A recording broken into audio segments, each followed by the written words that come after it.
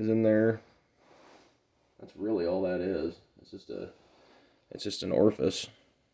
Just a brass tube, and then there's a fuel screen. I'm not going to remove any of that. I'm sure you could, but why not just spray it clean, and if it's clear, it should do its job.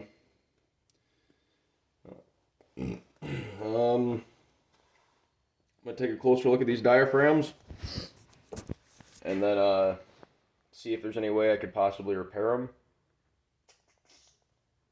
Shine this thing up all nice, put it back together, and hopefully the next video I make concerning this carburetor will be shots of the carb on the unit running.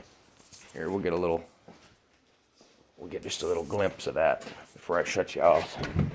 This is all for this fucking monstrosity. Right now the intake isn't covered very well, but I got the pistons just covering the ports basically. Just probably really good for the ring lands and stuff. But yep, this is my sled. It's got a Kohler. I think it's a Kohler 2-stroke twin. Pretty badass. I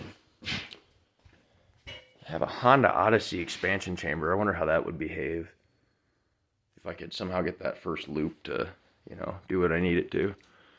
Maybe there's some horsepower there, I don't know.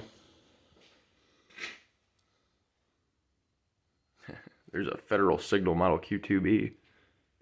Alright, I'm shutting it off.